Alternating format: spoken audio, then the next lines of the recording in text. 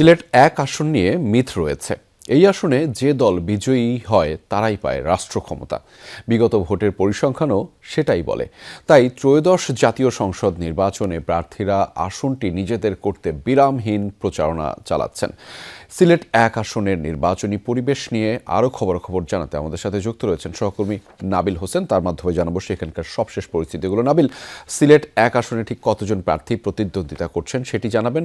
একই সাথে কোন কোন প্রার্থীর মধ্যে মূলত তুমুল লড়াই হতে পারে, কি ধারণা করছে জনগণ এবং সেখানকার ভোটাররা, সেটিও আপনার মাধ্যমে জানতে চাই। দেখুন রাজা, আপনি যেটি বলেছেন যে মিথের কথা, সেই মিথকে কেন্দ্র করেই মূলত সিলেট এক আসনে আমরা দেখেছি যে মূল প্রতিদ্বন্দ্বিতা জামায়াত এবং বিএনপি যারা প্রার্থীরা তারা কিন্তু তাদের সর্বশক্তি দিয়ে মাঠে প্রচারণা চালাচ্ছেন। বিশেষ করে প্রতিটি এলাকায় এলাকায় তারা যাচ্ছেন, গণসংযোগ করছেন, তাদের যে নানা প্রতিশ্রুতি, তাদের আগামী দিনের কর্মপরিকল্পনা, সেগুলো তারা জনগণের সামনে তুলে ধরছেন। আমরা এই মুহূর্তে আছি সিলেটের কালীঘাট এলাকায়, ব্যবসায়ী প্রধান একটা এলাকা, এবং সেই এলাকায় বিএনপি মনোনীত প্রার্থী খন্দকার আব্দুল মুক্তাদির তিনি প্রচারণা চালাচ্ছেন।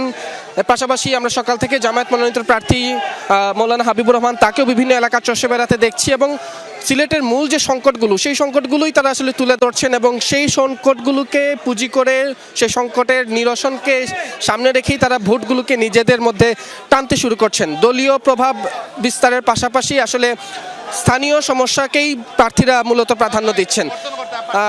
এখানে ধানের শীষ এবং দাঁড়িপাল্লার বাইরে আমরা বাংলাদেশের কমিউনিস্ট পার্টি, বাসদ মার্ক্সবাদী, ইনসানিয়াত বাংলাদেশ, এইরকম আরও 4 জন প্রার্থী আছেন। তারাও আসলে তাদের মতো করে প্রচারণ চালিয়ে যাচ্ছেন, সাধারণ মানুষের কাছে যাচ্ছেন, ভোটারদের কাছে যাচ্ছেন। এখন পর্যন্ত আসলে বড় দলগুলোর কাছ থেকে আমরা নির্বাচনী পরিবেশ নিয়ে তেমন কোনো অসন্তুষ্টির কথা শুনতে পাইনি। তবে তারা বলছেন যে নির্বাচনের দিন পর্যন্ত এইরকম পরিবেশ যাতে বজায় থাকে। একদমই তাই, সেরকম পরিবেশ যেন বজায় থাকে এবং ভোটের সুষ্ঠু পরিবেশ বজায় থাকলে আসলে দিন শেষে সেটি সাধারণের জন্য ভালো হয়। ধন্যবাদ নাবিল আমাদের সাথে যুক্ত হবার জন্য।